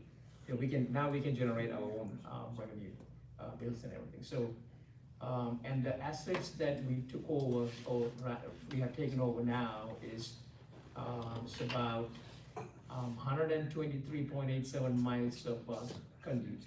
That includes the pipes, swales, and ditches. If anything carries the water, that's about 123 miles. And the inlets, which are boxes you see on the streets and the yard, and the catch basins, junction boxes, head walls, and the yard inlets, and plumes and weir. That is about 10,000 of them in there. And surprisingly, there's only 2 ponds maintained by Gwinnett County, which we will be, not maintaining it, because our charter says that Gwinnett County has to maintain those ponds. So they will continue to maintain those, and then they told us in our meeting that they will continue to maintain those 2 ponds. Rest of the ponds are maintained by the HOAs and private property owners. And then there's 4 dams in city of Mulberry, and fortunately those 4 will be maintained by Gwinnett County, and that is in the charter. So we will not be responsible for that. And then the BMPs, 506, those are best management practices. Those are basically, other than the pond which controls the stormwater runoff, and that has a bigger inspection program that Gwinnett County handles, and we will be taking over that, and we will be inspecting those things. And when we inspect it, we send the enforcement letters to the property owners of those. The next slide, please. This is giving you the whole table of what we talked about right now. So catch basins, breakdown of those inlets. 4,380 catch basins, 38 plumes, 3,545 head walls, 1,104 junction boxes, and the stand pipes are 3, and trench drains 1. I'm not sure how the city county staff decided to maintain trench drains. Usually those are private, and then there are 26 weirs, and there are 885 yard inlets, and the pipes or the conduits are 123.87 miles of those. Next slide, please. So this is what the notes we took during the meeting. Gwinnett County had a public asset takeover program at some point. I think they were trying to take over some of the pond maintenance, so the public petition to Gwinnett County, and then the Stormwater Authority, have a meeting and discuss everything, and then they took over the ponds. At some point, they stopped the program, and then they only took over 2 ponds, and they stopped it. That is because of the financial strain on it, because I don't think they would have survived with that kind of a stormwater rate to take over all the ponds, so they stopped it.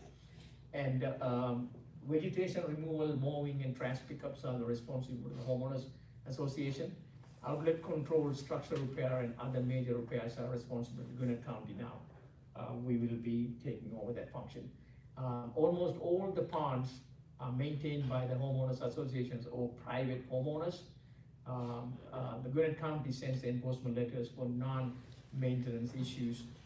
We gotten all the enforcement letters that has been sent previously, and we will be following up with those enforcement letters and see where those are, and then we will continue to push to get those maintenance done.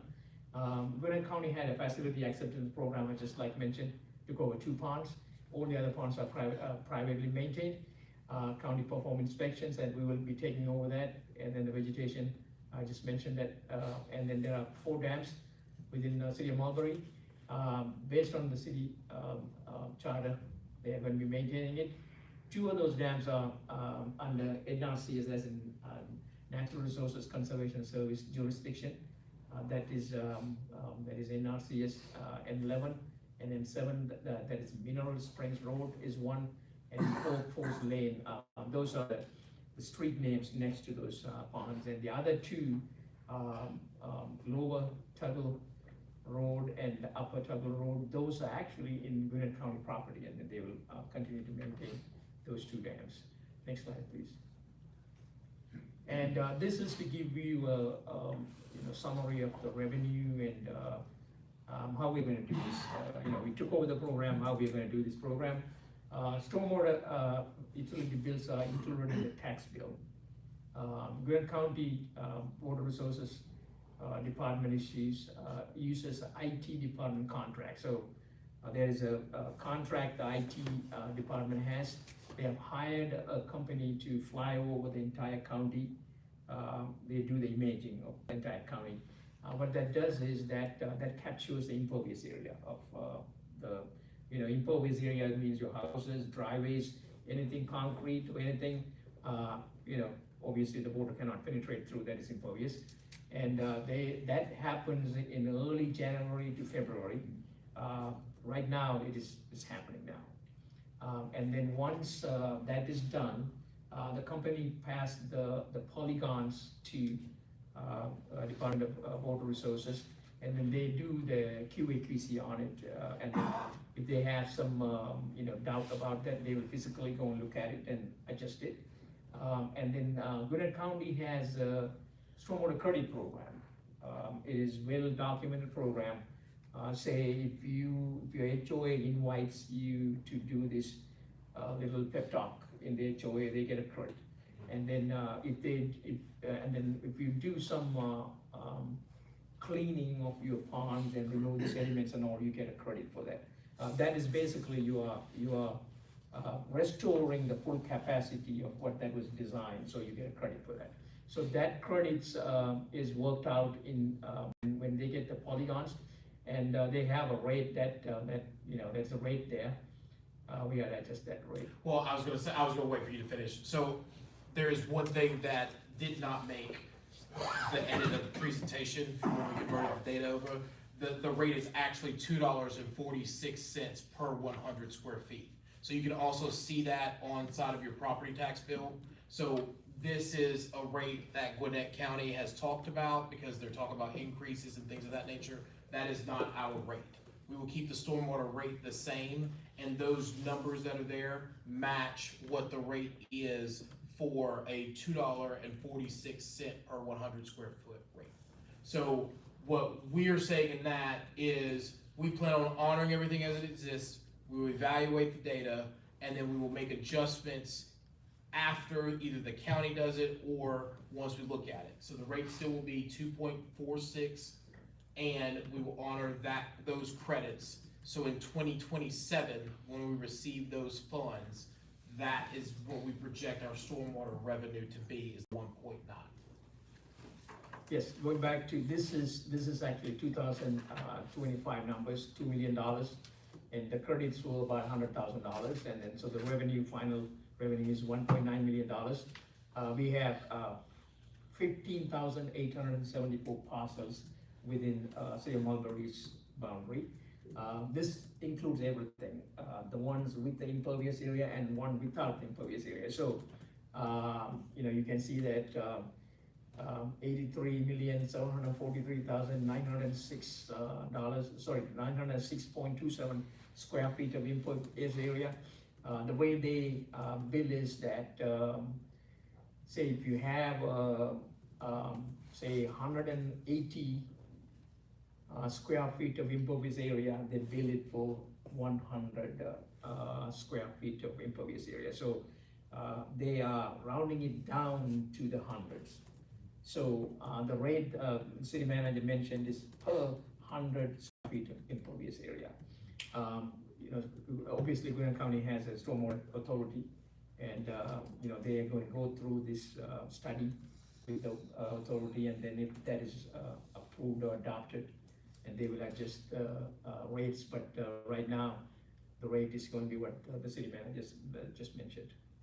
Next slide, please. And that's my presentation. It's short because the stormwater department is a few days old. Quick question.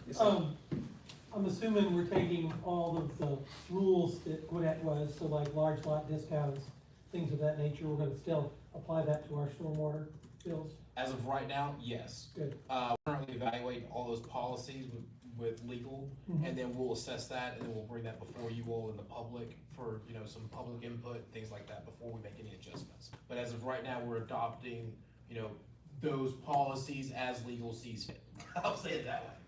Cool, okay. Thank you. Thank you. We're almost done, guys. Sorry, I know, there's a lot of information. We've covered a lot this year. We're getting there, and I'm gonna bring up our chief, and we're gonna go through the marshal's presentation. First of all, good evening. Excuse me a little bit, I'm a little bit under the weather today, but we're gonna make this thing happen. First of all, I can't tell you how much I appreciate the fact that you entrusted me with the responsibility that you have. It's a great opportunity for the city. It's something very special, and you guys have really put your money where your mouth is when it comes to supporting us and getting us where we need to be. And I'm going to go through it just a little bit. So in September 11th, actually, you swore in, or your first marshal came in, which was me. Again, I greatly appreciate the opportunity that you gave me to be a part of this city. Second, we hired our sergeant in October 2025. That's Chris Fish. Chris Fish came from Gwinnett County with over 25 years of law enforcement experience. I kind of want to highlight that just a little bit more. Chris has been instrumental in helping build solid relationships with the county. He brings credibility to our agency, and something that we're going to be able to build upon for years to come. In 2025, also, we were recognized by the Georgia Peace Officer Standard Training Council as a law enforcement entity, a public safety entity.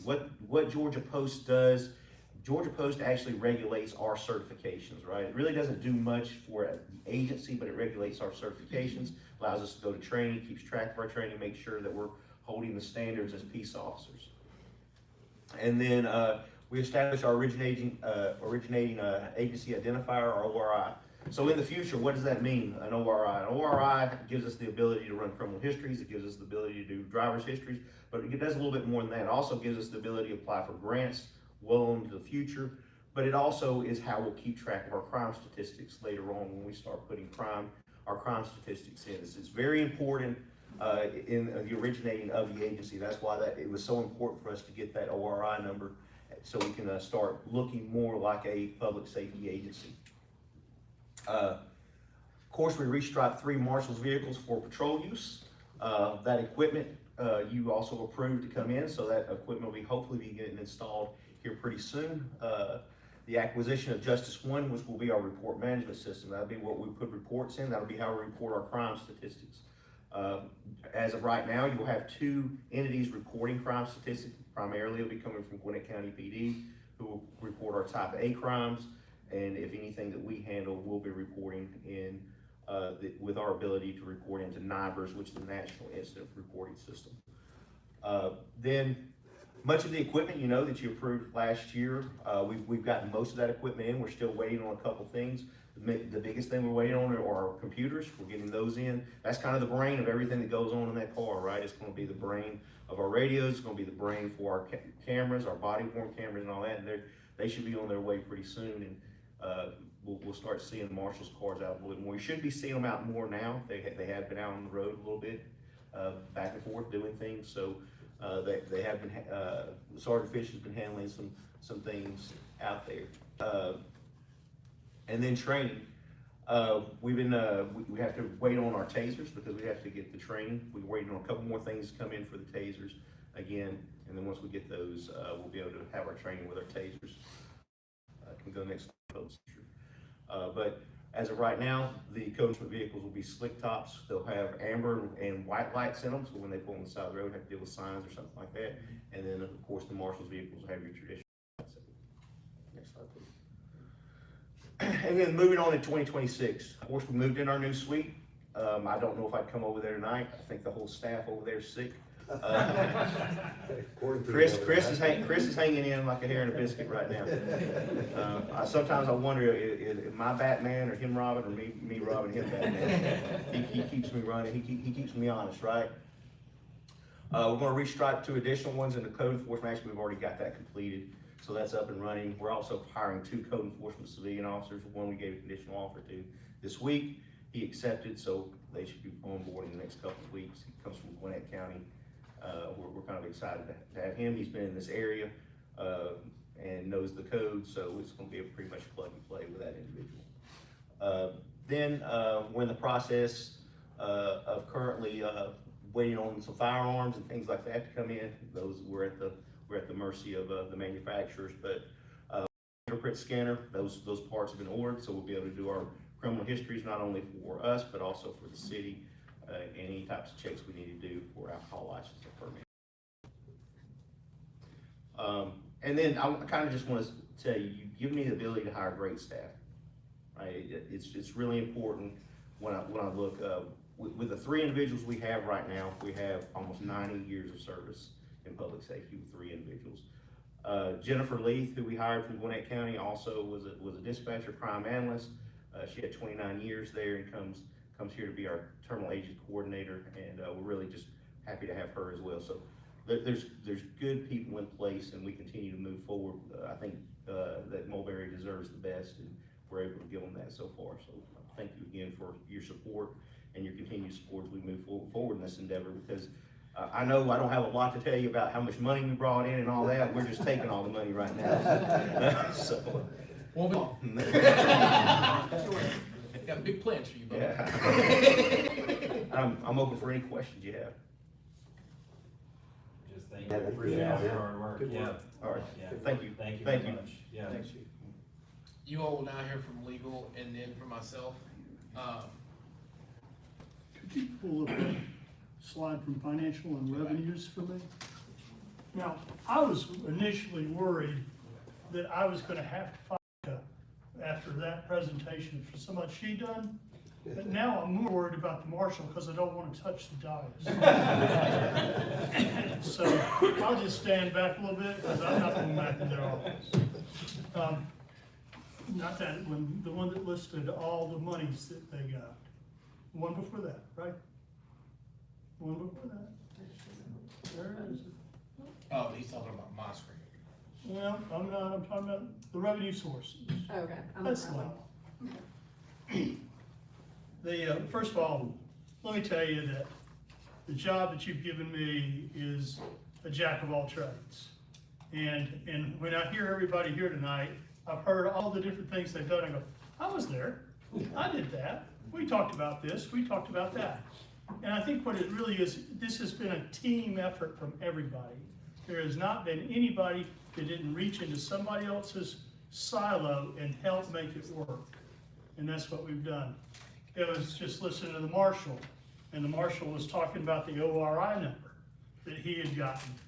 Well, let me tell you what the holdup was on the ORI number. We could not find who held our original charter. So it was up to me to go search through state government. Took me 2 weeks and 4 or 5 agencies, but I finally came up with who was holding the original charter. We had to get a certified copy and send it to the state so we could get an ORI number. Who ever thought that was going to be one of my jobs this year? Now, you think that might be a crazy job. Let me tell you the job that the city manager and I did with the chief. We went and got the original police cars from Woodstock, and we're driving them back. Now, that's crazy enough. Let me tell you, you do not want to be driving a blue light police car through another jurisdiction, and you're not police. It will scare you. And that was pretty scary, but the chief and I, we weren't sure we were going to get here, and so we were still in Cobb County, or no, I guess we were in Cherokee County. We pulled in, when we had to pull into the auto store, and since we didn't have P cards yet, you know, I financed the 2 batteries that got us home. Now, I didn't ever think that was part of the city attorney's job either, but I was reimbursed. But that's the kind of, just this multitude of things that we've been doing. Every single thing to this minutia, everybody is in the middle of, and there is a ton of minutia to start. So I'm going to go over this, but I was interested in seeing this revenue sources. And I think that when we look at these things, and I look at how did we influence as the lawyers. We'll start out with the building permits there. And because at 12:02 on January 1st, the county sent out notices and canceled everything. There were innumerable people who were in process and who were already paid, and the city made a determination, no matter what, we were going to honor and do the right thing by these people, and that is to your credit, that was your decision. And then we went to work on seeing how we could get the money back. And so with the leadership of Leader Administration and Senator Dixon and the mayor and the council members who went up to the legislature and testified, and to the city manager who went and testified and also worked behind the scenes, we were able to change, affect some legislative changes that forced the county, that $300-something thousand finance doesn't know where it came from. I will tell you where it came from. It came from a change in the state legislation that we initiated, and I was part of that initiation, to go ahead and get that change, and then they had to write us a check.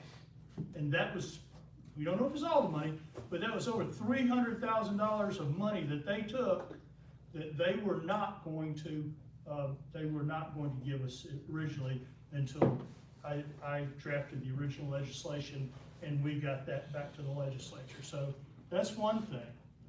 The business licenses, and that was another thing that was pre-planning. The business licenses we issued for 2025, and the money that we got from those licenses was because of pre-planning that we did in go ahead before you all were on January 1st, how we did strategically, got you to go ahead and notify the county that we were taking that over so they could not collect those funds legally. And we got that money because of strategy that we did and we presented to you to get there.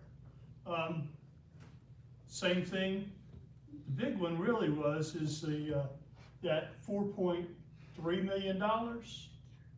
You are the first city who has ever, in the existence of all the startups of every city that we've had since Sandy Springs, that ever got that money in the first year. And that is because of some ideas we had on let's go change the process to go ahead, because you have to wait for your census, right? And the legislature had a formula of how you calculated, we went ahead and we looked at the law beforehand, and prior to January 1st, 2025, we had you guys go ahead and notify the insurance commissioner that we were collecting. And so we met the criteria. We negotiated with the insurance commissioner that he would accept a methodology that was different before. We drafted legislation, presented it to the leader and to the senator. The mayor was out there answering every question in the session. The city manager sitting there and working behind the scenes. And we literally changed the way the insurance commissioner calculates how he gives dollars to cities. And to the credit of all of you and the hard work of the city manager, we got to sit and Congressman Clyde, who we got the Census Bureau to give us numbers that they never give anybody in their first year. Mapleton was still arguing about their numbers from the Census Bureau, and they've been in existence for years now. But we got that done in the year of 2025, and we got an alternate methodology for counting people for the insurance commissioner, which resulted in an additional $4.3 million for the city in the first year. So that's one of the things we got done. I think that's pretty much on the things. Well, no, we had franchise fees. We did that too, because we went ahead and pre-planned, and we had you all vote to go ahead and take over a certain piece of the right-of-way control that you had, and that was the issuance of the franchise, the ability to put their lines in. We left the county with the responsibilities for upkeep of that, but we took responsibility of that as we were entitled to before January 1st, so we could start collecting franchise fees from all the people who run all that.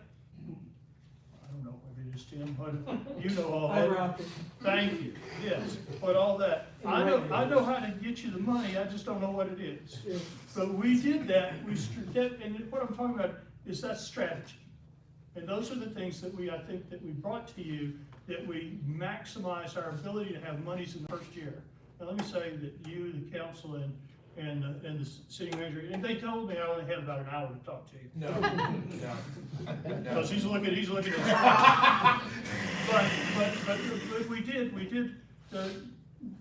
his ability to and this is, and I've done a lot of this, but his ability to sit here and bring up this city with a 0 millage rate is nothing short of a miracle.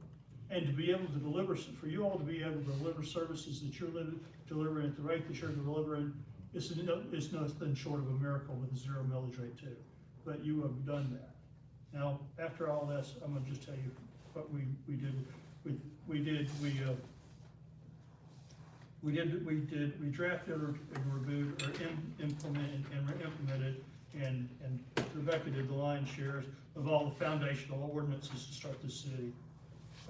We started the Mulberry Municipal Court. We drafted all the enabling ordinances. We advised on court operations. We supported the implementation. The court didn't really collect a lot of money, but let me tell you what we did do. We collected we pushed out into the infrastructure over $300,000 worth of monies that we forced people to spend back in infrastructure where they'd done wrong things in the community. You know, one alone did they put $232,000 in a bond that's sitting in our tree fund right now, and they are going to get to draw against that to remediate property, but whatever they don't spend on the remediation, we keep in the tree fund. So that's almost $250,000 just on one property we made them fix. We made people fix. This is this year, but just last week we made somebody put in $23,000 cash and post a cash bond on this week. So we've made people spend over $300,000 through the courts and through code enforcement to remediate properties they've done wrong. And that's a lot of money, and that is a physical infrastructure that we've been able to do. We helped implement and develop the marshal's office. We drafted all the stuff for their startup. We've done courtroom training. We've trained the acting court clerks. We've helped in training of the acting municipal clerks. Of course, we've been on call. We've been here full time, and we've been on call 24/7, 7 days a week. Sometimes I will try to bother the mayor at 2:30 in the morning and send him things. He's learned now to turn his cell phone off.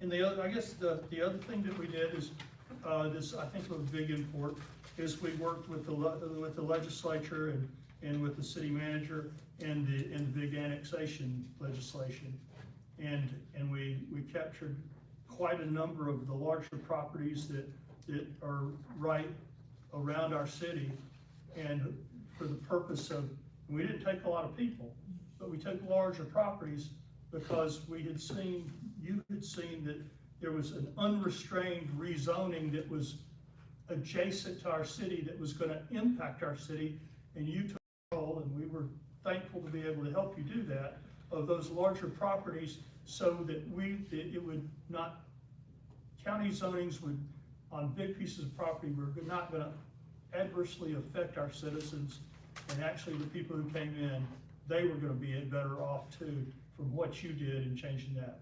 So I think those are the major things we've done, and I will echo what Rebecca said. I am thankful that you have allowed us to do this.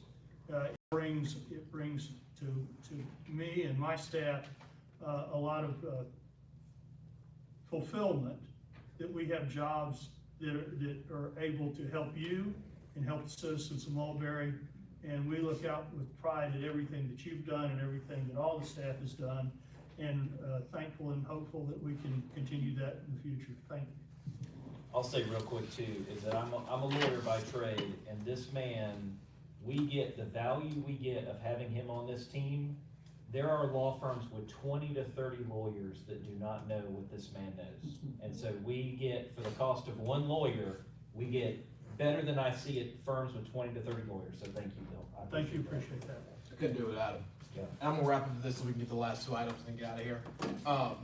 Kind of to add on to what Bill said, we had over 150 code enforcement cases throughout this time frame. Out of that 150, 21 of them went to court, and a synopsis that we had was it's roughly just a little less than $400,000. A good bulk of that was in tree fund, and one thing that I'm proud of our court system as we're doing when we're startup, we're not here to find people, take them to jail or anything like that. We want to make sure that everything is properly redone. We had some situations in between starting up and Gwinnett County not reviewing any more plans where it was like gangbusters out here. People were dropping trees, things were getting mitigated immediately because of what we have done in code enforcement and then what we have done through our municipal court. So we're really happy with the work that's being done, because a lot of people talk about what happens when you have law enforcement and your own court system about, you're just out here to find us. We're not doing that. Our citizens are happy with that. We just want to make sure that everything gets done properly or corrected. And so thankful to, Bill and our judges for making sure that that's the Mulberry vision for our court system. And so with that kind of wraps up where we are. I mean, it's been at times, you can ask staff, right? I have our own strategy room, right? And I'll bring them in there, or I'll just say, hey guys, we're doing a powwow day, and then everybody's kind of in the same room.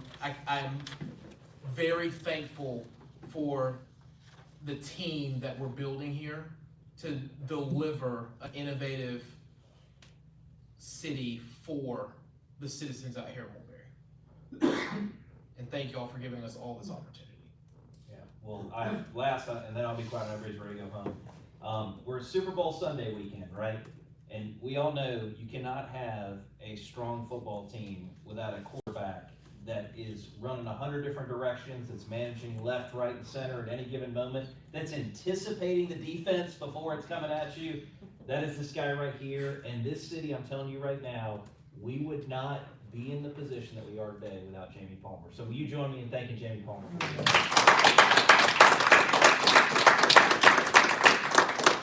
All right.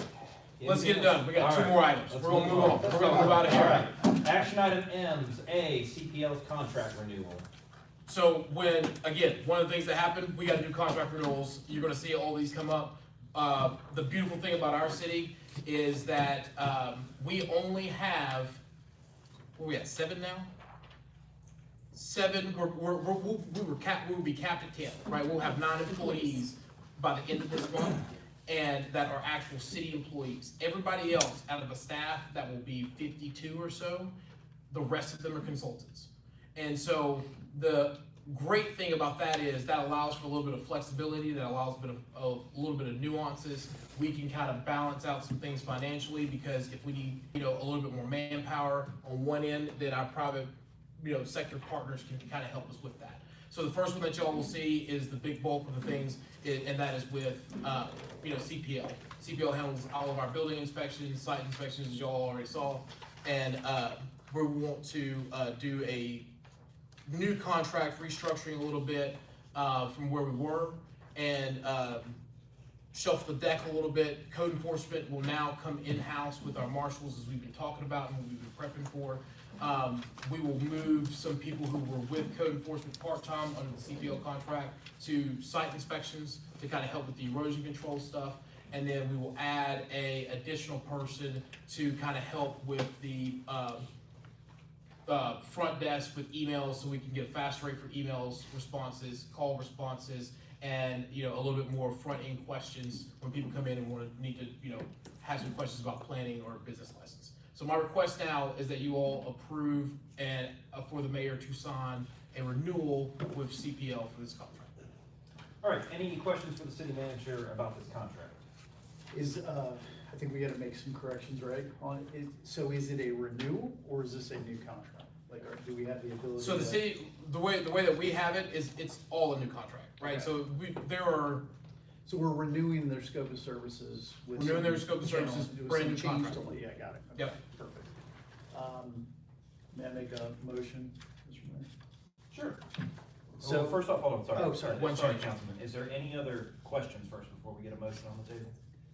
I have one change. There is a typo. Yeah, that's I think the you motion addressed to that. make, right? Yeah. So do we want to, the motion's gonna require us to make, there's also a piece of language I'd like to add, if okay, general language. We can talk. Can I describe the language I was gonna add? or Do not? you want to, it's your right to make a motion. If you want to go ahead and make a motion, if you want to talk Well, we about the gotta- language, so- whatever you want to do. Yeah, so we certainly have to make a change in language, right? We gotta correct the typos. This contract has to be edited anyway.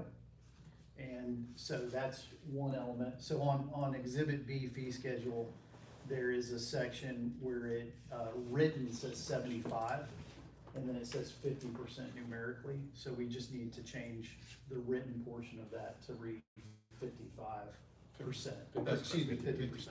So that's one change. The other change potentially that we talked to council about, and this is again, I think it's a minor change, it really is. And I don't think it should certainly cause any alarm on the CPL front.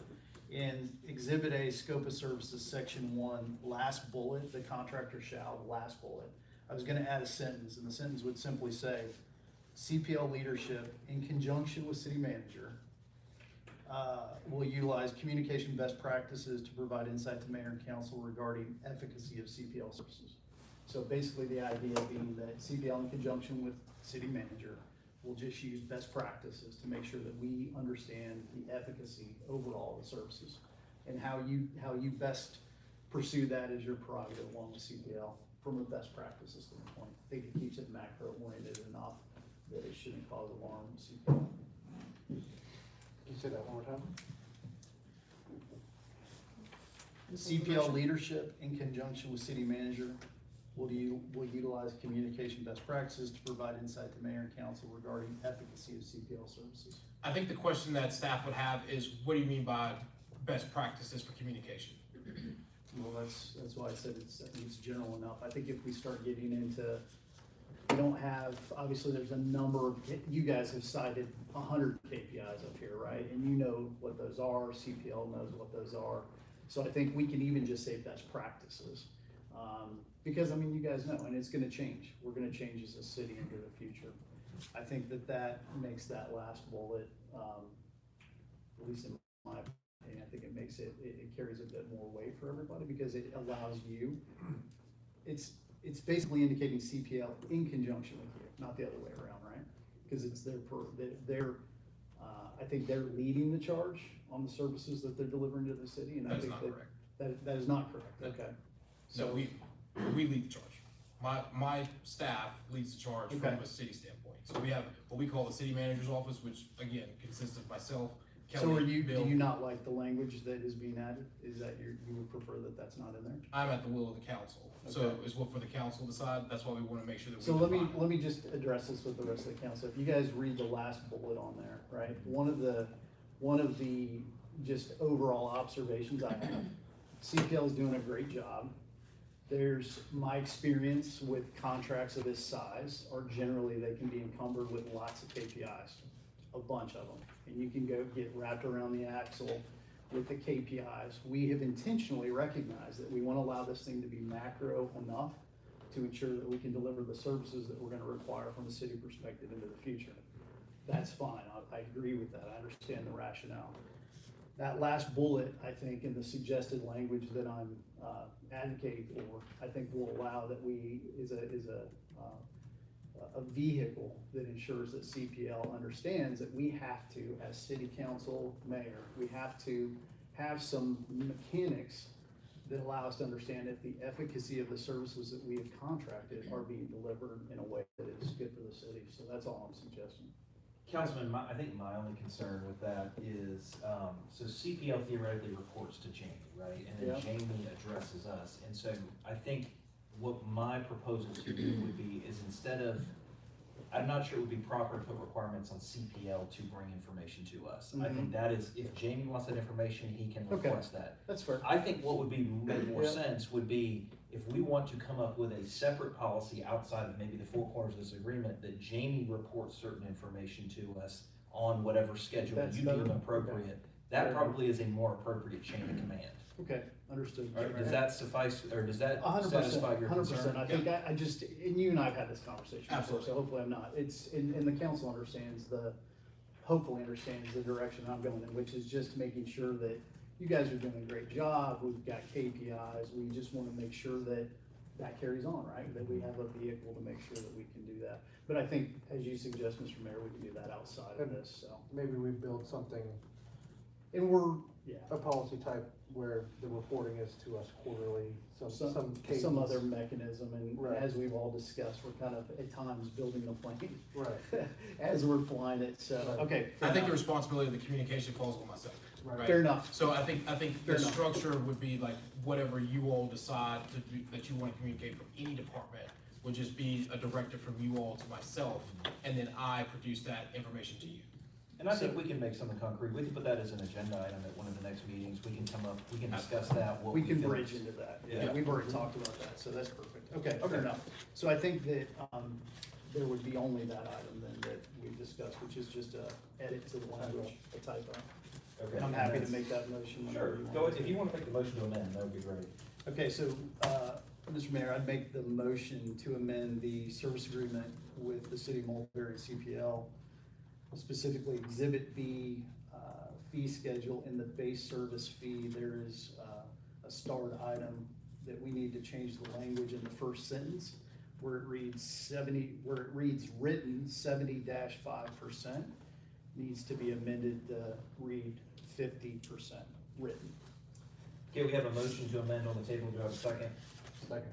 Thank you, Mayor Pro Tem. Any discussion? Hearing none, I'll call a vote. All in favor? All opposed? All right, the amendment here carries.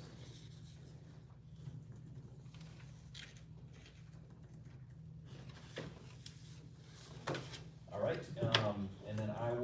motion to adopt the contract as amended and permit the mayor to sign.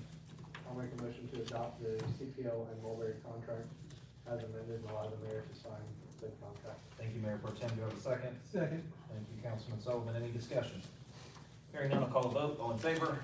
All opposed? All right, by a vote of 5, the agreement between the city of Mulberry and CPL as amended is hereby adopted. All right, moving on. That brings us to action item MB, the IGA with county regarding radios. This is IGA. This is one of the first IGAs that we actually have with the county. This one is to allow for us to have radio communication using the towers for law enforcement activities. That way that we can assist Gwinnett PD in any situation that may come up within our area using our post-certified marshal's office. Any questions for the city manager regarding this proposed IGA? And just clarify, this is what we were referencing before, right? This would give us the capability to, then if we decide to move forward by IXP, this gives us everything we need, right? That's it. Okay, all right, any other questions? All right, hearing none, then I'll make a motion to adopt the intergovernmental agreement as presented between the city of Mulberry and Gwinnett County regarding 800 megahertz radios. Do I have a second? Second. Thank you. Who was that on the end? Thank you. The Councilman Ingram with the second. Do I have any other discussion? Hearing none, I'll call a vote. All in favor? All opposed? All right. By a vote of 5, the intergovernmental agreement. Thanks, sir. All right, ladies and gentlemen, thank y'all for coming. I know it's a long one. We got some brave souls out there tonight. If our next meeting will be February the 19th? Yes. February the 19th will be the next meeting. All right, at this time, I make a motion to adjourn. Do I have a second? Second. Thank you, Councilman Sullivan. Any discussion? Hearing none, I'll call a vote. All in favor? All opposed? We are hereby adjourned. Thank you, everybody. Be safe driving home. Thank you very much.